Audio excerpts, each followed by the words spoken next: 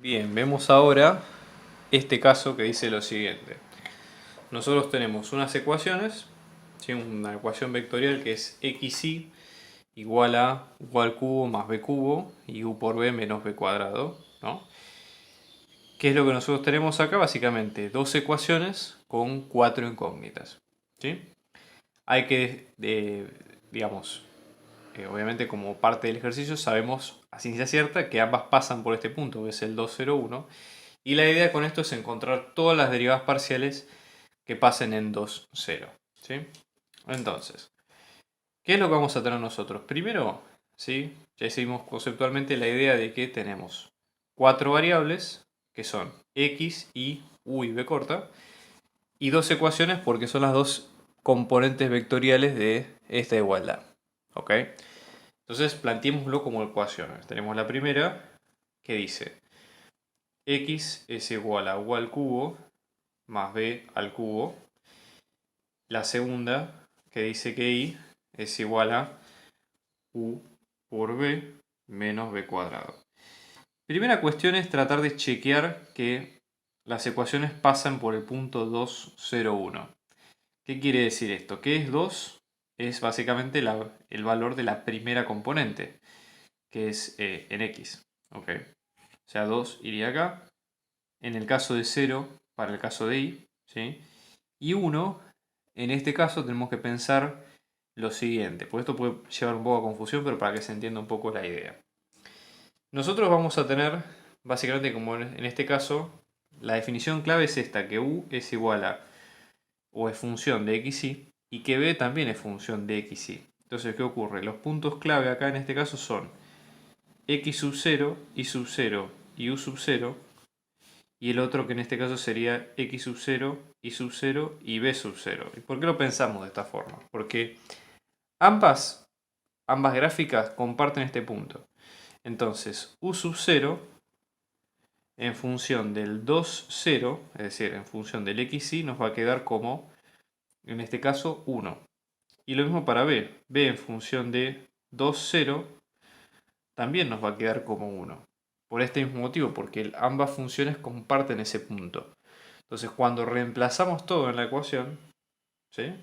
Reemplazamos esto que vale en x y en y u y b, nos van a quedar que este sistema nos queda en 1. Vamos a tener 2 es igual a 1 más 1, perfecto. Chequeamos que la función pase por el punto. Y 2 tenemos 0 es igual a 1 menos 1, con lo cual chequeamos en ambos casos que las gráficas pasen por el punto. ¿Ok? Eso hasta ahí venimos bien. Después, para encontrar las derivadas, tenemos que usar el teorema generalizado de las funciones implícitas. Entonces, de ambas ecuaciones, ambas ecuaciones las vamos a expresar en términos de funciones. Entonces, lo que nos conviene hacer, ¿sí? Sería lo siguiente. Por ejemplo, ¿no? Venimos acá, la ecuación 1, la vamos a pensar, pasamos, por ejemplo, restamos x de ambos lados. Entonces, esto pasa a ser una función en términos de x, de y, de u y de b. Obviamente más allá de que b no esté acá, pero lo ponemos porque es parte del teorema. Entonces esto nos va a quedar como u al cubo más b al cubo menos x. Y lo mismo para la segunda parte.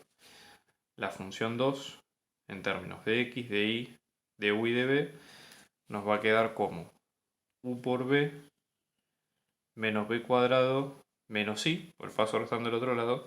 En ambas partes, ambas ecuaciones, ambas funciones son iguales a 0. Entonces tenemos el mismo concepto que antes, ¿sí? El de una, entre comillas, superficie de nivel. El tema que teníamos, como lo dijimos en el ejercicio anterior, acá tenemos más variables que las que tendríamos en el espacio, porque estamos trabajando con 4 variables, con lo cual el concepto no es estrictamente el mismo. Entonces sí tenemos que recurrir a la parte de calcular las derivadas con el teorema de la función implícita.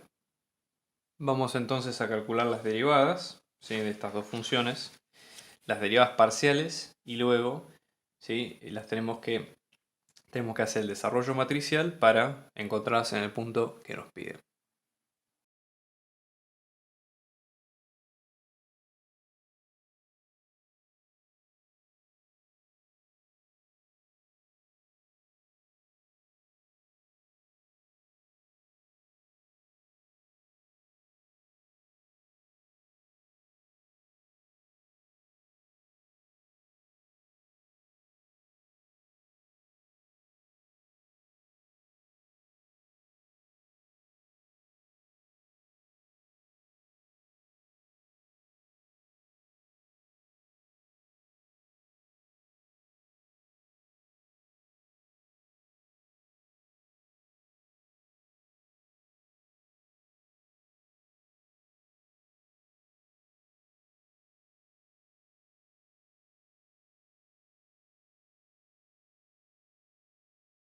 calculamos todas las derivadas.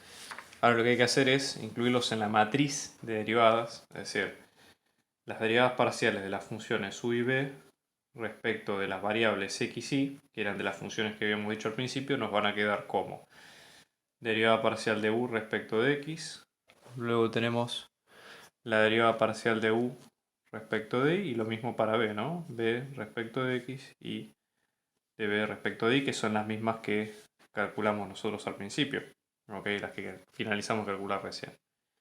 Entonces, en este sentido, lo que vamos a tener va a ser